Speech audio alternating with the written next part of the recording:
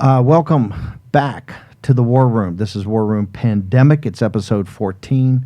We're live on the John Fredericks Radio Network. Honored to be on America's Voice.news, the platform of the Trump Revolution. You can see the entire rally tonight. President Trump really one-upping the Democrats. He's in Manchester at a rally, going to draw 25,000 people. We just heard in the last episode of War Room last hour, where John Fredericks live, giving us a live report from New Hampshire. They can't get 150 people into our Elizabeth Warren, VFW hall, but President Trump in the snow has got people out there from 6 a.m. It's 10 February, the year of our Lord 2020, here with the team in the War Room. We're calling it audible, the pandemic, the biggest story in the world, and particularly what's happened over the last couple of days and, quite frankly, the last 24 hours. The virus is a demon, and we cannot let that demon hide. That is President Xi of China.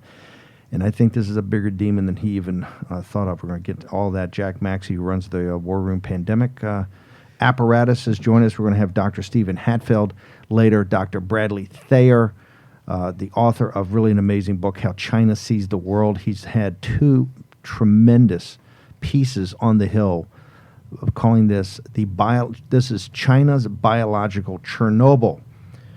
But first, Raheem Kassam and Jason have held over. The last show was so packed. We had breaking news from Rudy Giuliani. We had breaking news really from Reince Priebus, John Fredericks, who just did Tulsi Gabbard. There's so much happening. And here's the reason that we do both of these back-to-back. And we did impeachment for 154 episodes for like 3 months, doing pandemic until the pandemic is over. There's going to be a convergence, folks. One of the things we pride ourselves in is being seen, as Wellington used to say, over the other side of the hill. And on March 3rd, you're going to see the convergence of something unique in American history. A oligarch, Michael Bloomberg, on Super Tuesday, and also this virus that is now running amok in China. The impact on the Chinese people, the impact on this great civilization and society of China, also how it spreads throughout the world, and how it affects the globalized world economy. All of that will become quite evident in 2 or 3 weeks. And that's where we're doing the show, and that's where we're doing it back-to-back. But I want to pivot back to New Hampshire, to the nitty-gritty of politics, where the rubber meets the road, because all the highfalutin concepts, all this thing, it gets down to, and this is the great power of the United States of America. Was it Dixfield Notch? It's the where it's always votes first. Yes, although I think I saw a report that it was canceled this year because they didn't have any voters left. I need to go double check that. They got 5. They're they're down to 5. They used to be at 39. They're down to 5. They don't know if any are going to vote in a Democratic primary. Maybe that's it. But no, it's down to 5. It's quite controversial. But here's the power of it: is that it's all about voters, and this is 2020 for all the Trump people out there listening. Is that this is about mobilization. It's about getting people out. I want to go back to what Reince Priebus had to say and your thoughts, because both of you guys have worked on campaigns where you've got to motivate people. You guys both come from grassroots. Raheem from the Brexit movement, and UKIP in the United Kingdom really led up to Boris Johnson's great victory. Jason, you've been doing this for years, laboring in the vineyard, but most recently with President Trump. Walk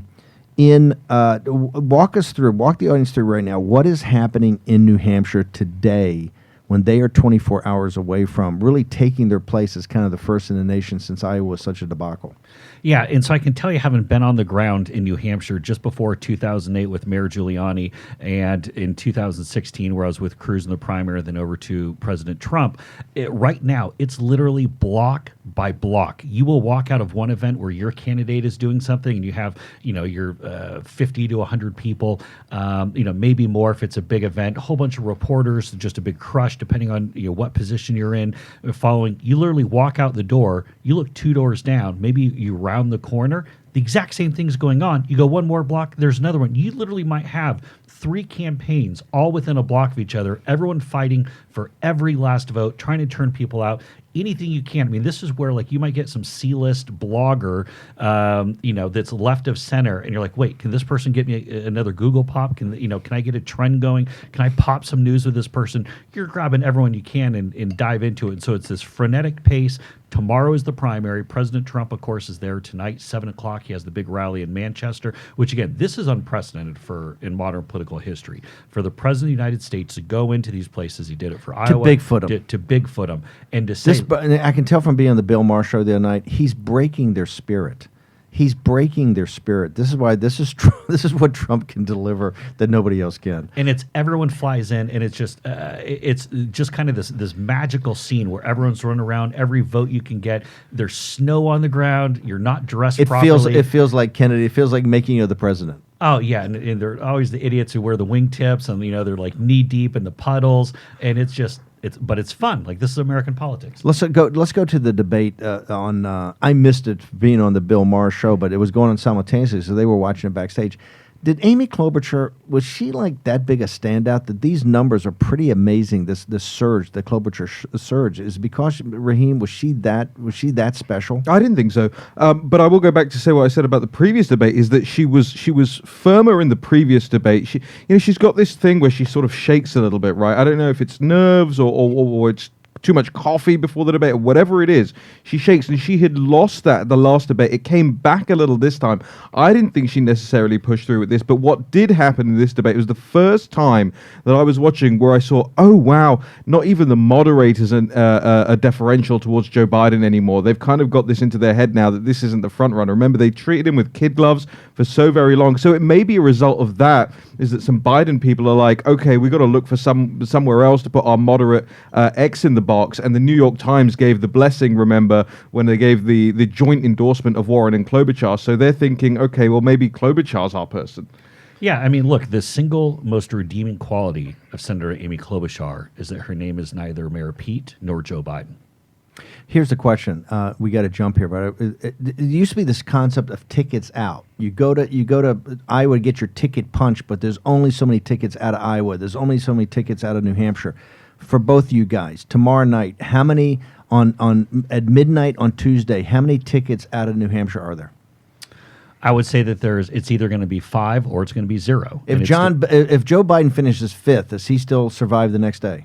Politically, he's already dead. There's no pathway for Joe Biden. But if you're a Joe Biden advisor, was he sacrificed in the? Was he the offering burnt on Pelosi's impeachment to take down Trump? Yeah, and we called this from day one that Nancy Pelosi made a conscious decision to end Joe Biden's candidacy when she pushed forward with impeachment. Raheem, does Warren and Biden, do they get a ticket? Are they still viable, as they say in Iowa, after finishing 4th and 5th? Or they finish 4th and 5th in back of Klobuchar? Okay, or it's a 2-horse race. But right now, if they finish in back of Klobuchar, is there tickets out for them in Nevada and South Carolina? Well, I'd like to say that Warren has a little bit more gas in the tank at this point than Biden does. I mean, Biden financially is utterly ruined in terms of the campaign, but Warren has this specter hanging over her head in Nevada of these campaign staffers who are leaving the campaign because of being used as token. Yeah, they call themselves the token minorities in there. So she goes into Nevada limping from the last 2 primaries and caucuses, but also facing the fire, limping straight into the gunfire. Real quickly for both of you, I'll start with Jason, then Raheem. Is Reince Priebus correct? He says the potential winner is not even on the stage yet. Do you agree with that, Mr. Miller? Oh, absolutely. I think this is going to be Hillary Clinton riding into the rescue, just as we've predicted all the way along. I mean, look, they're now saying... I'll let you take that one. No, that's good. No, we're partners on that. Okay, well, we're partners in that. No, but because here's the thing. It's all about media and momentum right now. I mean, just from Friday, I mean, Bernie's up 3, Pete's down 6, Klobuchar up 8. These things can move so quickly. But here's the one telling thing I got to say. The undecided number is at 36% right now. That's amazing. Now, you might look and say, okay, any of these folks could win it. Yes, here's the real story. Nobody likes any of these candidates. You don't have a 36% undecided if they're torn between Pete or Joe. It's because they're looking and say, all of these people suck. Raheem, real quickly. I'll put a contrary point out here. I don't think we get Hillary. But you think then you think if it's not on the stage, you think right now you think Bernie can take this? I think I've always said this, it's his to lose. He's just adept at losing, and he seems to gravitate towards it like a moth to a flame. Guys, I want to thank you. Okay, the War Room 2020 crowd, we're now going to turn to the pandemic. By the way, we're about to lose our TV screen right there, the America's Voice. I want to thank everybody, including 96 in Chicago, 96.7, FM 96.7 now joins us today in the 10 to noon hour on the East Coast, the 9 to 11 hour out in the Windy City, also 103.9 in Schaumburg.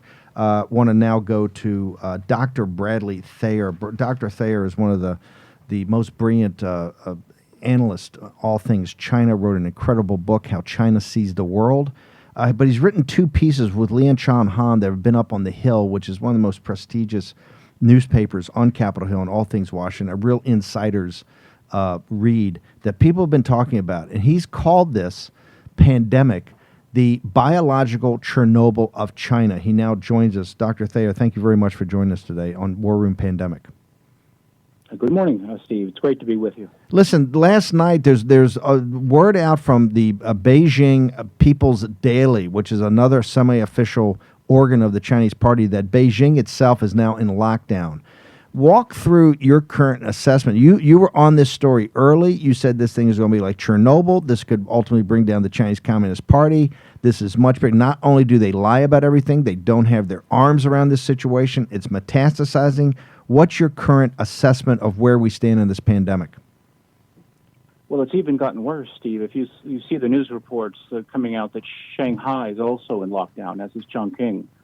So it's not just Beijing, but we can see what we should continue to expect is that the consequences of this outbreak, of this pandemic, are enormous. And the Chinese Communist Party is always 1, 2, 3 steps behind what's necessary to deal with it. And that's not an accident, right? That's a consequence of essentially the modus operandi of the Communist Party of China. This is the way that they act. They initially suppress information and they lie. So by engaging in lies and deceit, they turned what might have been locally contained in Wuhan into this biological Chernobyl, with which we're dealing and will continue to deal, right, for many months to come. So the fact that they're always behind, but equally the fact that they're having these lockdowns shows really the scope of the virus and the spread of the virus and how damaging it is, as you mentioned, the Chinese economy, but also to the legitimacy of the Communist Party of China. Right? If one thing we ask our governments to do is to protect us from epidemics, right, from disease, and here there's been this incredible incompetence and gross failing. Doctor, explain to our audience what people can't understand is why does mainstream media still accept every day you see that there's 40,000 infected and there's 900 dead. Everybody knows that's following this for more than 10 minutes that those numbers are so outrageously they're not even about factually being inaccurate. They're just outright propaganda and lies. Why does the mainstream media still accept this when the Communist Party puts out something that's obviously misleading, that there's no bigger pushback by the media in the West? I think that's a key issue, and it gets to the ties between the Chinese government and I think a lot of elite opinion and elite opinion makers in the West. They've had such a good relationship with the Chinese Communist Party, and it's profited them considerably. And so they're very reluctant to call into question what are obvious lies in the situation, which is far worse than they're identifying. The fact of the matter is, because the Chinese Communist Party is very effective at controlling information that comes out, right, we're ultimately going to be dependent on what they say, but also what bloggers are going to be able to review and the few insights that we have from individuals. And given the Communist Party's track record, right, there's no reason to accept what they're saying about the situation. It's just more lies and more deceit, sadly echoed, sadly repeated in Western media as well as global media. But it's just a lamentable situation. There's no reason to take their word whatsoever, given their track record. Dr. Thayer, real quickly, we got about 5 or 6 minutes left. A couple of things I want to go through with you. Number one, yesterday it was pretty extraordinary exchange on CBS. I think it was Face the Nation with Margaret Brennan. She had the ambassador, Chinese ambassador of the United States, who's known around town, right, as a I think as a salesman for the CCP. She asked him point blank. Tom Cotton has been pretty adamant about that the Chinese need to prove that this did not come out, this did not leak out from that level 4 biological research center at Wuhan. It just happens to be coincidentally, 6 miles or 8 miles from the wet market that we now know was a Chinese communist lie, that it didn't start at the wet market. Patient 0 on December 1st has no association with that. He did not deny that. Steve Cortez, one of my partners, picked that up and tweeted out. He did not. He gave some happy talk, although the media positioned it very differently. And then Tom Cotton lit him up later on Twitter. What's your take? You're an expert. What's your take on how the ambassador did not outright deny that it had come out of the lab or was part of a biological weapons program? It's extremely significant that he didn't deny that. If it were false, in some respects, the easiest thing for him to do is to deny it. The fact that he did not is telling, to my mind. Do you think it was a language problem? Some people say he didn't understand the question. Do you think that guy's pretty savvy? Do you think it was a language issue? Yeah. There's always a potential for that, but no, I don't think that's the likelihood. I just don't think that that's probable. Senator Cotton said, look, we don't know the origins of it, but we do know that they have a biological weapons laboratory. We do know that the Chinese engage in biological weapons research and probably production, which is very significant. And it just so happens, obviously, that you have this tremendous coincidence. Again, it's not a surprise. The Soviets did this in Sverdlovsk, right? Now Yekaterinburg, right? 1979, they had an anthrax leakage from their biological weapons facility there. The reindeer problem, right? Indeed. And so here it's quite reasonable to suggest, well, and it's very important to call attention to the fact that China does have a biological weapons production facility, and they're engaging in research in this area. Dr. Thayer, Senator Cotton said the burden of proof is on the Chinese Communist Party. What's your assessment of that? I think that's exactly right. The burden of proof is indeed on the Chinese Communist Party, and there's, especially given their lies and their deception, right? So, given their track record and the fact that you have lies and deception woven into this, it's incumbent upon them to demonstrate really what goes on in those laboratories. Is this why to reveal that to the world and to demonstrate that there isn't a connection between them? Dr. Thayer, they have refused up until last night in the wee hours. They have refused help from the CDC. The President of the United States offered it 3 times. They've refused help from the World Health Organization. We now understand, we don't know is that some team may leave on Wednesday to go out there. I called on the Jesse Waters show the other night for 3 things had to happen immediately. Number 1, the firewall has to come down. There has to be open communications between the Chinese people in the West and people in the West to the Chinese people. These 1.4 billion people now, 500 million of them look like they're in lockdown. Number 2, the CDC, the World Health Organization, the virus hunters have to be let in immediately. And number 3, doctors and nurses, a team that can help support the public health system in places like Wuhan and Hubei province that looks like it's near collapse, have to be allowed in. Do you think the Chinese will allow any of that to happen, sir? No, I don't. I think that they'll welcome teams, obviously, as they have already from World Health Organization, CDC, as you mentioned. But there is very little likelihood they're going to do that because it gets to the heart of legitimacy of the Communist Party. Right? This is a spectacular failure, and one thing we know about communist governments is that they suppress information and they do not allow outsiders to come in and look at this information objectively. And it's the Chinese people who suffer. At the end of the day, because the Chinese people are denied accurate information about how this spreads, about the scope of it, the totality of the problem that you have with this virus, it's only going to continue to get worse, right? They're the ones who are incurring the major cost of this virus, and they're incurring it because of the incompetence, the misrule, and lack of legitimacy of the Communist Party of China. This demonstrates, again, as Chernobyl undermined the Soviets because people got fed up with the lies that the Soviet government told them, so too this is an event that has that potentiality. Dr. Thayer, last thing before you go, is your 2 articles in the Hill, and we're putting them back up on the War Room Pandemic site since they were the people, so many people wanted to read them. What's chilling is that not only in your Chernobyl analogy, not only is it about the lies, you make the case they may not even have their hands around this and they don't know themselves because of their incompetence. What is the single biggest issue you see going forward in this catastrophe? I think the single biggest issue moving ahead is, again, the obstacle that the Communist Party of China poses to global governance and global well-being, as well as the well-being of Chinese citizenry.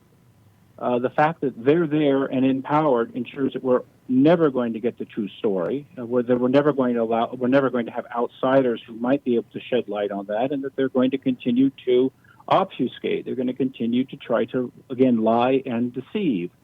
So the problem is the Communist Party of China, and that this is a problem for a government that tries to at least have the pretense of trying to rule the world, of being a dominant force, the equal of the United States. This is a significant event. It's a telling event. You don't want these guys running the world, right? If this is the way that they behave, and it's only one in a series of events, the Uyghur concentration camps, right? We could the suppression of human rights across the board in China. We could go down the suppression of religious freedom and simply go down the list. Dr. Thayer, we've got to bounce, but how do people get more access to your writings? I know they can go to Amazon and get the book, How China Rules the World. How do they get to your other writings? Well, our Twitter handle is Thayer and Han. My last name and Han, Leon Chao Han, Han. Good way to get access to our writings. We will put that up. I Steve. want to thank you very much for joining us today, Dr. Bradley Thayer. We're going to take a short commercial break and return with Dr. Stephen Hatfield, Jack Maxey, Steve Bannon on War Room Pandemic. War Room Pandemic with Stephen K. Bannon. The epidemic is a demon, and we cannot let this demon hide. War Room Pandemic. Here's your host, Stephen K. Bannon. The virus is a demon, and we cannot allow that demon to hide. That's the words of the last emperor, President Xi of China. You're live in the nation's capital, that nation being the United States of America. And you're in the War Room. War Room Pandemic, episode 14. We're talking about the most important story in the world today. It is not the presidential election of 2020. That is a very important story. But on episode 14, we're going to walk you through why this pandemic, this demon, this virus that has come out of China and is absolutely destroying central China and the hardworking, noble Chinese people. People should know about Wuhan. Another virus came out of Wuhan about 100 years ago.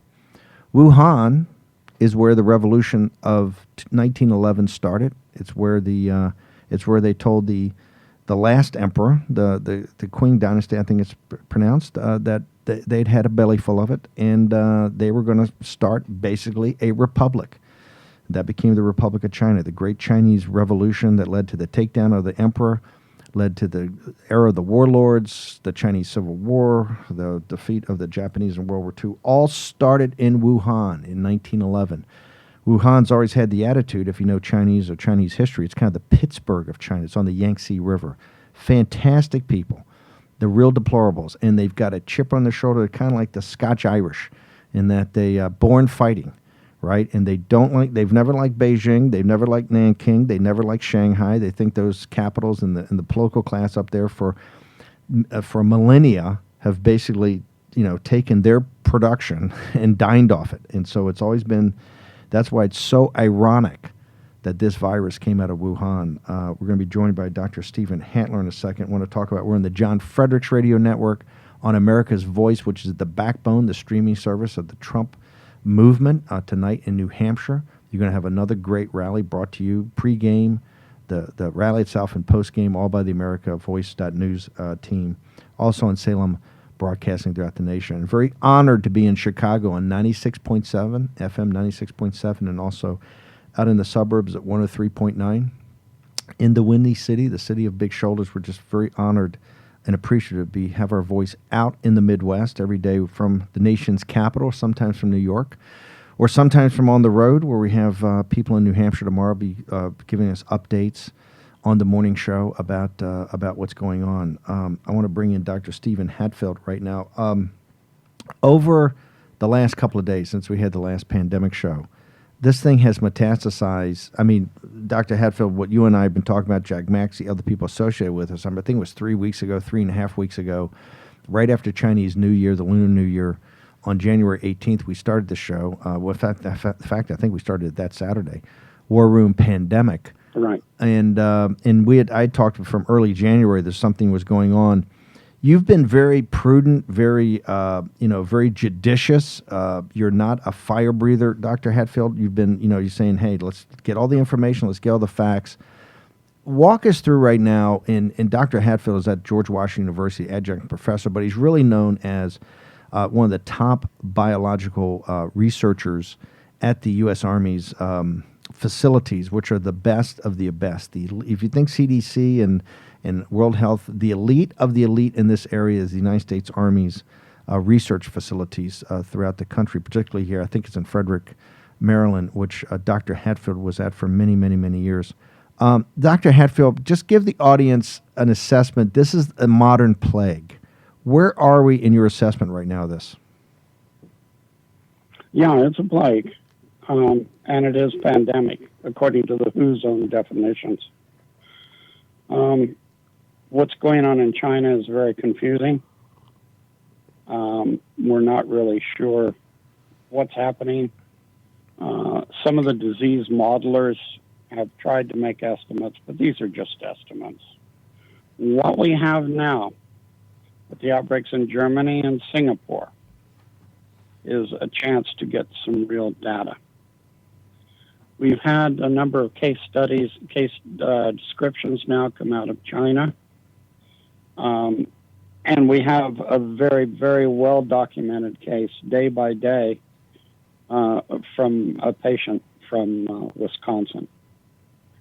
And this is an unusual infection.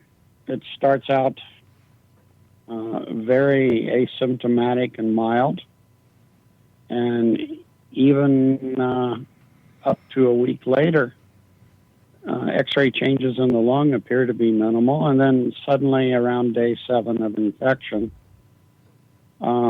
you start to see these changes in the lung fields, and then the disease takes off.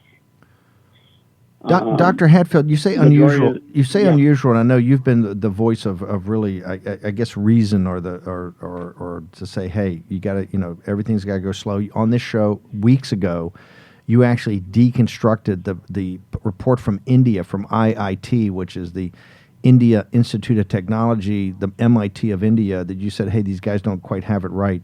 But yesterday on CBS News, the Chinese ambassador to the United States and a very senior member of having dealt with the Chinese, a very senior member of the Chinese Communist Party apparatus. I mean, he's hardwired right into Xi and Wan Xishan. He did not deny on national TV when Margaret Brennan asked him point blank, Tom Cotton has been saying and implying that this thing came out of that the Wuhan level 4 is actually a biological weapons program center, and that somehow this inadvertently got out from there. He did not deny that.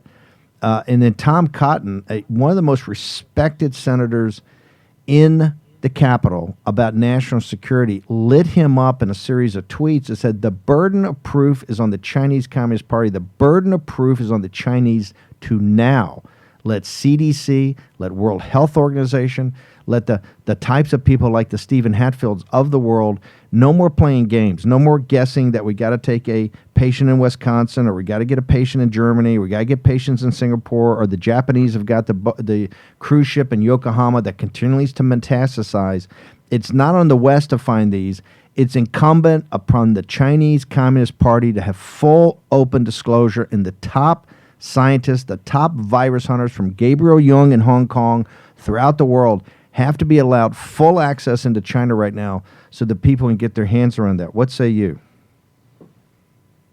Well, we're supposed to have a WHO team on its way over there with U.S. personnel of this nature on board.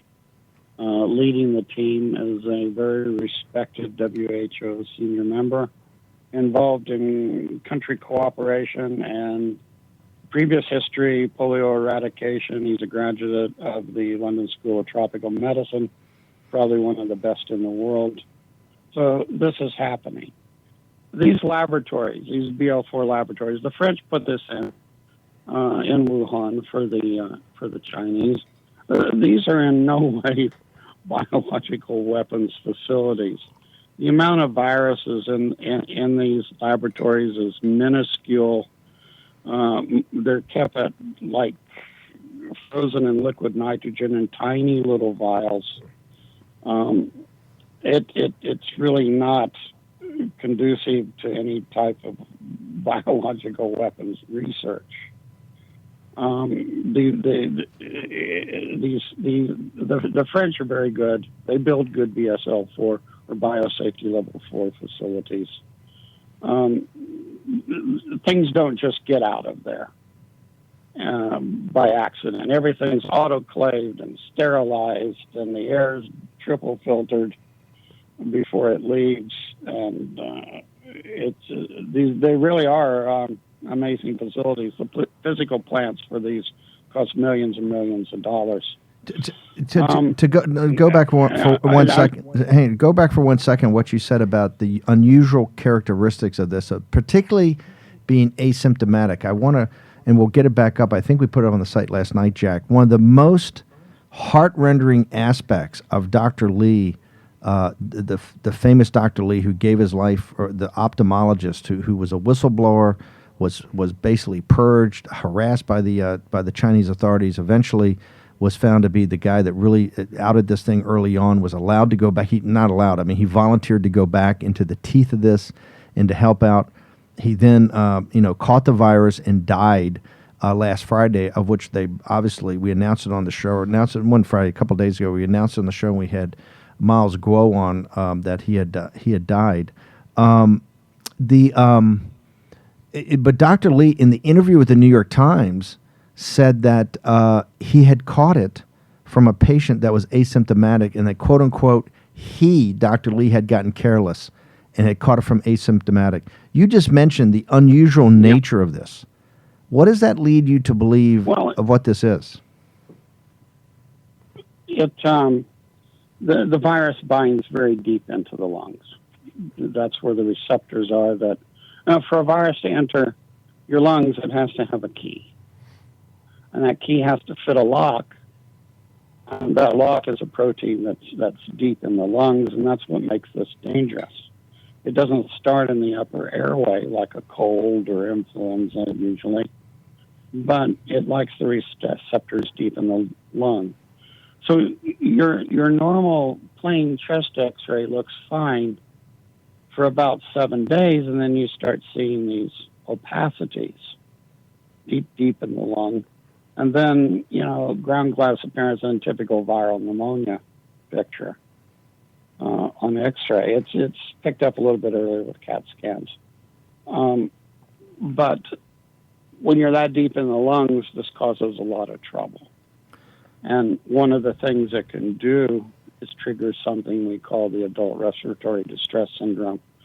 The capillaries of the lung become leaky, the tiny little microscopic blood vessels. They start to leak a little bit. And when they leak into the lungs, your plasma, the clear part of your blood, goes into the air sacs. And if you've got this fluid in the air sacs, you can't exchange carbon dioxide and oxygen. Your gas exchange is inhibited. And that leads, is that what leads to these kind of rapid deaths after? You're saying it's asymptomatic while it's in incubation, you could catch it, but then all of a sudden they start off with a cold or sore throat or whatever, then they get basically vital signs and it ends relatively quickly for people, correct? Well, it can drag out a bit, but it's really not a good way to pass away through respiratory failure. Let me. In addition, a small number. What? We don't, Dr. Heffer, we only got a few minutes more here, and I got some more stuff I want to get to you about the scale of this. There's an interview out there that we've got it up now, a clip online from Dr. Neil Ferguson of the Imperial College. We'll play this tomorrow, but I just want to summarize now, where he's saying, hey, forget everything you're seeing out of China. Right now, we're modeling this at 50,000 people a day are becoming infected.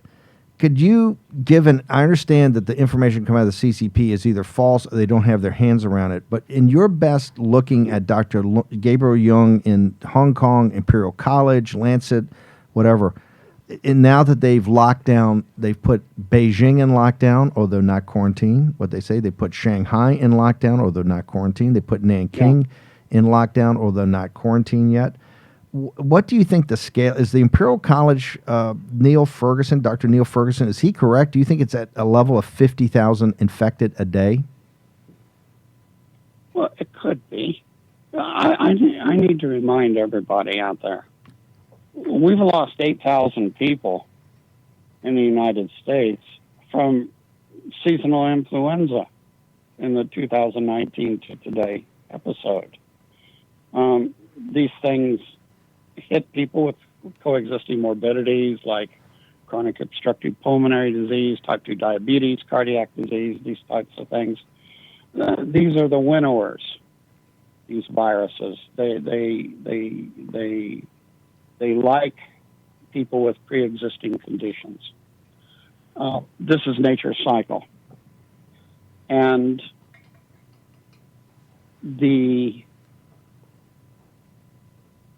let's put it this way.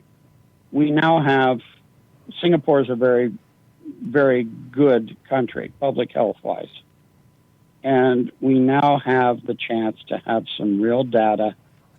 Their cases that they're seeing now, their secondary cases, are exceeding the number of primary cases that came into the country. So we're watching person-to-person transmission in progress, and we'll start to have a better idea of these numbers. The cruise ships that have been infected, again, these are floating laboratories now. We can watch in real time as this type of thing develops. Dr. Hatfield, thank you very much. This will help with a lot of the speculation. Thank you very much for joining us. I know you've been busy briefing many people in this area, and we look forward to having you back in studio soon. Dr. Stephen Hatfield, the author of 3 Seconds Until Midnight, and we have now made arrangements with Dr. Hatfield to make sure this book gets out to everybody. It is the nonfiction version of Stephen King's The Stand, and I guarantee you, if you open the book up, you will not be able to put it down, and you will also not sleep on the first night after you read it. Okay, and now I want to turn to Jack Maxey on the big question economically. Well, first off, the scale of this that metastasized over the weekend. Beijing, the Beijing People's Daily reported that the city goes into lockdown. We just heard from Dr. Bradley Thayer. I don't know where he got that. Have we found that out yet? Yeah, that takes it back, but I think he's correct. That Shanghai is now in lockdown. That Nanking is now in lockdown. That Chengdu, I think, is in lockdown. The big question that Wall Street had, that the world's financial markets had, is that Golden Week was over as of today. They extended it out. That they basically said, we want the factories in the South to open. Very specifically, Foxconn, Terry Guo, and the people that follow us know that Terry Guo is not a good guy, right? He's the head of Foxconn. He's a guy that basically up in Wisconsin, bait and switch people up there on his facility in Wisconsin. He's the chairman of Foxconn. They are the manufacturer for Apple. He was a guy that was going to run for president of Taiwan. We very specifically went after him for many months, identifying him as someone that's very close to the CCP. That's why he's got such deep ties, manufacturing ties. Foxconn was supposed to open today, and Apple has shut down all their offices. They shut down all their Apple stores in China, but they had not shut down the manufacturing facilities and plants because actually Foxconn runs those, or the bulk of them. Did Foxconn go back to work today? They were going to open up the... It's called a microphone, brother. All right. They were going to open up the factory in Chengdu, which is a big factory because it produces the vast majority of the iPhones.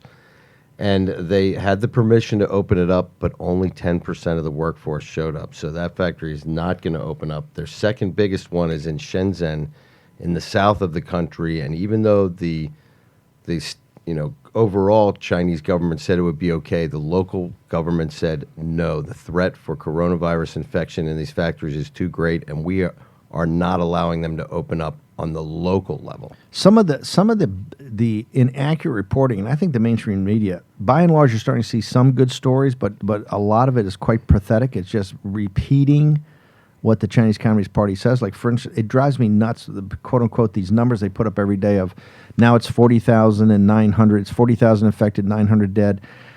Okay, ladies and gentlemen, they have not quarantined a province the physical size of France with 90 million to 100 million people. They have not quarantined that because there's 900 dead, okay? The mainstream media, just to repeat the nonsense and the lies. The best example, if you want to understand what's going on in China right now, go to HBO, get the 5-part series Chernobyl. This is why we had Bradley Thayer on here. He and Lian Shanhan identified this very early on. This is a biological Chernobyl. If you remember, if you've seen the miniseries, and I've seen it many times, it basically talks about not just the incompetence, but the cover-up and the corruption. Is that the people in Moscow at the time didn't know what was going on, and so they have no idea. They don't have their hands on it. It's pretty evident now that this thing is way beyond the Chinese Communist Party, and that's why I went on Jesse Waters on Saturday night and said 3 things have to happen. Number one, the firewall. They have a firewall in China. The Chinese people don't have access to the global internet, and American companies have helped build that firewall, which is basically imprisons the Chinese people. Okay, we've gone along for years. We've allowed companies to go over there and be in business with people. We've never demanded the firewall come down.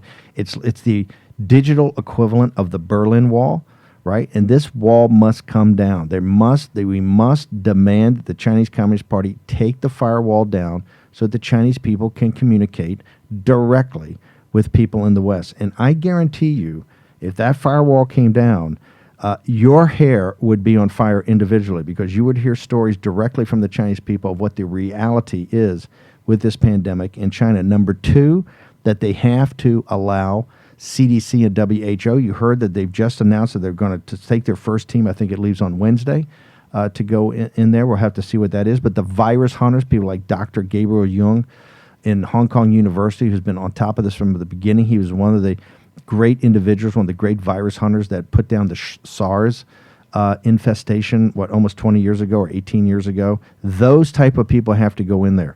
Also, I think they have to, and I think there's going to have to be a volunteer army of doctors and nurses. They're going to have to go into China to help on this, help the Chinese people on what I think is obviously an implosion of their public health service. These quarantine centers right now are not places people go to get better. They put in a new vice premier, directly related to Chairman Xi, Vice Premier Sun. She's a woman. You can tell, quite tough. She said, we're going door to door in Wuhan. And people just understand this. Wuhan is 40% bigger than New York City, okay, as far as population goes. They're going to go door to door. And they're going to give you, and you're going to open the door up, or they're going to knock it down. And they're going to come in, and they're going to take your temperature. And if they determine, and you've seen this now in Chinese media, they're going to drag you out. You're going to go to a quarantine center. Now, these quarantine centers are not places you go to get better. These are not hospitals. When you go to the quarantine center, and this is why you see on social media people are fighting it. When you go to the quarantine center, you leave by the back end exit in a ambulance to go have your body burned. Right now, there's all types of reports and up on the internet about the sulfur cloud over Wuhan because of the cremation of the bodies. In Chinese civilization, and Chinese very family oriented.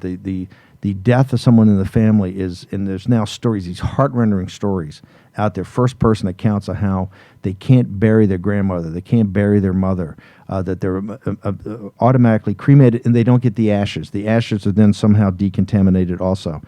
My point, this is a massive problem, and the Chinese Communist Party can no longer, those 3 aspects have to be dealt with immediately. Jack, also, go back to, Dr. Hatfield really helped the cruise line industry, where he said, these are laboratories. So Carnival Cruises, when your stock's not rebounding, Dr. Hatfield, this is a great laboratory for us to find a thing. We got about 30 seconds. Talk to us real quickly about the Yokohama, about the ship. Listen, Diamond Princess cruise ship, 3,700. Jack, I'm going to put a thing on that thing. So you got to talk into the mic. Get closer to the mic. You can't be too close to that mic. 3,700 people on the boat. They now have 135 infected, but they've only done about 430 tests. Of those infected, 24 of them are Americans. So there are double the number of infected Americans on a Carnival cruise ship than we have in the continental United States. Okay, it is War Room Pandemic. You can go to our site, warroom.org. You can go to the pandemic side. We got all kind of breaking news over there. Pandemic.warroom.org. Pandemic.warroom.org. We're the center for all information globally on this situation. We'll be back tomorrow with War Room Pandemic, episode 14 today.